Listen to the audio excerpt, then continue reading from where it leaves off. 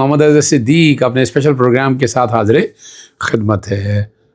ابھی بھی چینل کی ریچ اتنی اچھی نہیں ہو سکی, چلے کوئی فرق نہیں پڑتا, ہمیں اپنی بات تو کرنی ہے. اعظم مزید تارڑ نے آج اسمبلی کے فلور پہ بہت غلط باتیں کی ہیں وزیر قانون نے, اور بتانے کی کوشش کیا کہ جیسے پتہ نہیں دودھ سے دھوئے ہوئے لوگ ہیں, یہ کرپشن کے کیسز جس طرح ختم کیے ریکارڈ پہ باتیں ہیں. صحافتی تنظیموں کا پیکا ایکٹ کے اگینسٹ بہت بڑا کٹ ہوا, بہت بڑی باتیں آئیں, بڑے بڑے لیڈرز نے خطاب کیا, وہ بڑی کمال کی باتیں ہیں اور اس پہ بات ہوگی. رمضان شوگر مل میں جو بریت والا معاملہ ہے سب وہ بھی طرح ڈسکس ہوگا ساتھ, اور آپ کو آگے لے چلتے ہیں. عمران خان صاحب کا خط خلا بڑا اہم معاملہ ہے, بہت ہی اہم معاملہ ہے. اس پہ کیا باتیں کہی ہیں وہ آپ سب لوگوں نے تو سن لی ہیں باتیں, اور میں صرف اس کا نٹ شل ہی تھوڑا سا صرف بتا سکتا ہوں. جو میں نے دیکھا ہے, جو میری سمجھ میں آیا ہے, وہ میں آپ کے سامنے رکھ دیتا ہوں کہ جہاں جو پوائنٹر ہیں بڑے بڑے وہ سارے گفتگو ہو جائیں گی. لیکن سب سے جو بڑی بات کہی ہے وہ army chief general Asim Munir نے کہا ہے کہ مجھے کسی کا کوئی خط نہیں ملا. پاکستان آگے بڑھ رہا ہے اور پاکستان کو آگے بڑھنا ہے. اگر کوئی خط ملا تو پڑھوں گا نہیں, وزیر اعظم کو بھجوا دوں گا. ملک بہت اچھے انداز سے آگے بڑھ رہا ہے, ملک میں ترقی ہو رہی ہے, پاکستان آگے بڑھ رہا ہے اور پاکستان کو آگے بڑھنا ہے. اب یہ جنرل آصم منیر صاحب نے کہا ہے, یہ اپنی جگہ بات ہے, لیکن پاکستان کی اکنامک کنڈیشنز آپ کے سامنے ہیں. آپ خود بتا دیں کیا ڈالر نیچے آ گیا, کیا مہنگائی ختم ہو گئی, اور آپ تو یہاں اتنا پیسہ یہاں حکومت خرچ کر رہی ہے, کوئی پوچھنے والا کوئی نہیں ہے ان کو. کوئی تو ہوگا نا جو پوچھنے والا ہوگا, کوئی تو ہوگا اس پہ ایکشن لے گا. آپ یہاں سے اندازہ لگائیں نا. ابھی ریسنٹلی آپ نے شادی ہال کا ایک واقعہ دیکھا نہیں؟ ہم شادی ہال وہ بڑے طاقتور لوگوں کا تھا, 350 لوگ جو ہیں وہ اسپتالوں میں پہنچ گئے, 350 کے قریب لوگ. فوڈ اتھارٹی والے اس کو سیل کر کے گئے, اور وہ بھی سیل کر کے گئے. ہمارے جو ڈپٹی کمشنر آفس ہے غالباً وہ کھول لیا گیا.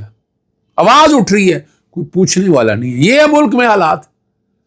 اس والے معاملے میں ٹیک اپ کر رہا ہوں. میں کوشش کروں گا کہ جتنا کوشش ہو سکے, ہم سے ہمارا تو کام ہے بھائی حقائق سامنے لے کے آنا, عوام کو کم از کم کوئی پوچھ نہیں. فوڈ کہاں گئی فوڈ اتھارٹی, کہاں گیا آپ کا ڈپٹی کمشنر آفس؟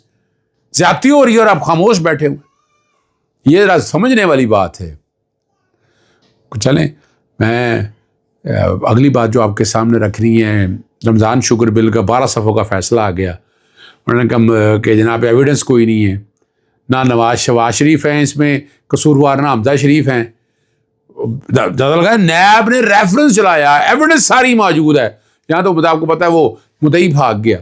پہلے تو نیب سے یعنی یہ کہہ رہے ہیں نیب کا فائدہ نہیں لیا. اعظم اطراز صاحب نے بات کی, یہ کیس مثال لے لیں آپ. رمضان شوگر مل سے کیس کیسے یہاں آیا؟ یعنی جھوٹ تو بولیں نا پارلیمنٹ کے اندر, اس طرح تو مت بولیں. آپ نے ایون فیلڈ کا جو کیس بریت لی ہے, آپ نے نئے قانون کے تحت بریت لی ہے. کیسے بات کہتے ہیں؟ عمران خان صاحب, عمران خان نے کون سی نئے قانون کے تحت بریت لی ہے ابھی تک؟ یہ بتا دیں آپ, بریت بتائیں کون سے میں لی ہے. آپ نے وہاں سے اٹھا کر نیب کے قانون کے تحت چل ہی نہیں سکتا. بات وہ کریں جو سچ ہو. وہ کیا نیب کے قانون کے ساتھ چل سکتا ہے؟ چیلنج قبول کریں نا. پھر وہ اینٹی کرپشن کے پاس آنا تھا یا ایف آئی اے میں لے آئے, یعنی وہ کیس بھی نہیں بنتا توشہ خانہ کا, لیکن آپ لے آئے زبردستی. تو یہ وزیر قانون صاحب سچ بتانا چاہیے. عمران خان نے کوئی فائدہ نہیں لیا, کوئی ایڈوانٹیج نہیں لیا. جو حقائق ہیں, حقائق سچ بولنے سامنے آئے تو پتہ چل جائے آپ لوگوں کو کیا ہے. شاید خاقان عباسی نے 2007 میں سپریم کورٹ کے سامنے سے گزرا تو 20-30 وکلا سپریم کورٹ کی دیواریں پھلانگ کر پولیس والوں کو مار رہے تھے. اگر وکلا تحریک کامیاب بنانی ہو تو ایسے وکلا چاہیے. یعنی ہمیں تو یاد ہے اس وقت سر پہ کفن باندھ کے نکلے تھے, کوئی پیچھے نہیں, پیچھے مڑ کے نہیں دیکھا تھا, دن رات ایک کر دیا تھا. اس وقت اسٹیبلشمنٹ ساتھ تھی, یہ بات بھی اپنی جگہ پر موجود ہے. لیکن اس طرح کی لائر موومنٹ چلے گی تو حالات بہتر ہوں گے. یعنی آپ یہ کہیں کہ اس کے بغیر ساری چیزیں ٹھیک ہو جائیں تو وہ اتنا آسان کام نہیں ہے. یہ ذہن میں رکھنا ہے ہمیں. وکلا موومنٹ تبھی کامیاب ہونی ہے. اسلام آباد ہائی کورٹ میں 3 ججز کی ٹرانسفر کو سپریم کورٹ میں چیلنج کر دے گا. 184(3) کے تحت کیا ہوا. اسلام آباد ہائی کورٹ ٹرانسفر کے نوٹیفیکیشن کو جاری کرنے کی استدعا کی گئی ہے. یاد رکھیے گا یہ ہائی کورٹ میں چیلنج نہیں ہو سکتا, کیونکہ 199 کے تحت ہائی کورٹ میں پٹیشن نہیں آ سکتی. کسی جج کو فریق نہیں بننا, یہ سپریم کورٹ میں دیکھنا ہے, اور یہ وہی آئینی بینچ دیکھے گا. اور عدلیہ کی آزادی کو یقینی بنانے کی گئی ہے. ٹرانسفر کے عمل کو شفاف, فری اور فیئر بنانے کی بات بھی کی گئی ہے. یہ بڑا اہم معاملہ ہے. باقی لے چلتے ہیں آپ کو بہت ہی اہم معاملہ ہے جو فورم ہوا ہے، اس میں عامر میر کا خطاب، پھر مولانا فضل الرحمان، محمود اچکزئی نے کیا، اسد کیسر نے خطاب کیا، اور سیمینار تھا یہ پیٹا اگر آپ پڑھیں تو پتہ چل جائے گا کہ ملک میں براہ راست مارشل لا نافذ کر دیا، صرف صحافی نہیں بلکہ جو سوشل میڈیا استعمال کر رہے ہیں جس کے خلاف بھی کارروائی ہوگی۔ مارشل میں فوجی عدالتیں بنائی جاتی ہے، اس قانون کے تحت خصوصی عدالتیں بنیں، یعنی دیکھیں یہ کمپیریزن ایک اچھا کی ہے، یہ خصوصی عدالتیں جو ہے نا غیر پائیدار ہوں گی، اتنی غیر پائیدار ہوں گی کہ حکومت کی مرضی کے، یعنی جج بھی حکومت کی مرضی کے لے گے، حکومت کے خلاف فیصلہ دے تو جج فارغ ہو جائے گا۔ اس قانون کے تحت ایک متوازی عدالتی نظام، یہ بھی بات بالکل ٹھیک کی انہوں نے۔ عدالتی نظام سے انصاف کی امید کم، اس لیے پبلک فورم پر احتجاج بنایا جا رہا ہے۔ وہ جو باہر کی بات کر رہے ہیں اس معاملے میں پارلیمان کے اندر اور باہر منظم طریقے سے تحریک چلانے کی ضرورت ہے۔ یہ آئین پاکستان کے ساتھ پارلیمان جوڈیشری کی توہین کے ساتھ جس کو اپنا زیادتی ہے، جس کو چاہیں اٹھائیں سزا دیں۔ جب پارلیمان بے توقیر ہوگی، جب آئین بے توقیر ہوگا تو پھر اس آئین کو نہ ماننے والے انتہا پسند مضبوط ہوں گے۔ اور فیک نیوز کے خلاف بنائے جانے والا اگر بات اگر جا کر قانون ملک کو خانہ جنگی کی طرف دھکیل دے گا۔ یہ قانون فیک نیوز نہیں بلکہ آزاد صحافیوں اور اپوزیشن کے خلاف بنایا گیا۔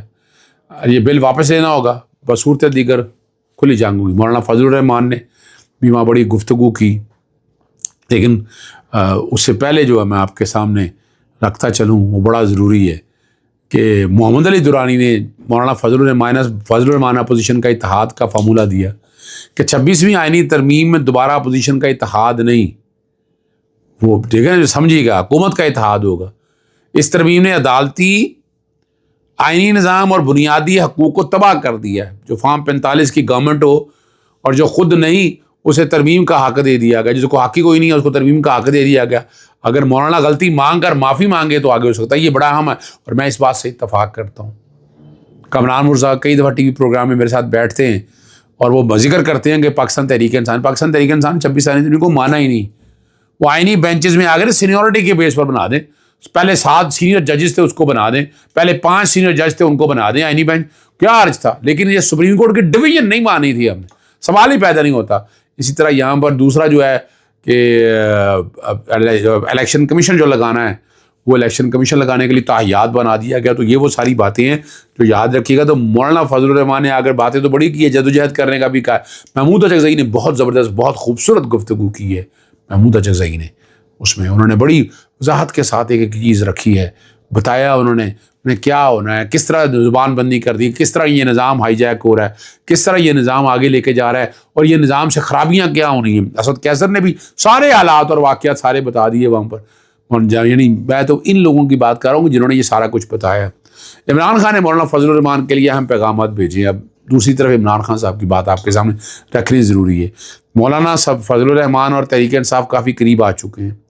مولانا فضل الرحمان اور گرینڈ اپوزیشن الائنس بہت اہمیت کا حامل ہے، یعنی یہ اس کانٹیکس میں۔ لیکن میں محمد علی درانی کی بات کو یہاں کہوں گا کہ وہاں معافی تو مانگنی چاہیے جو گناہ کیا ہے، جو زیادتی کی ہے 26 آئینی ترمیم کے ساتھ، تو بات کھڑے ہونا، اب چھوڑ دیں اس بات کو۔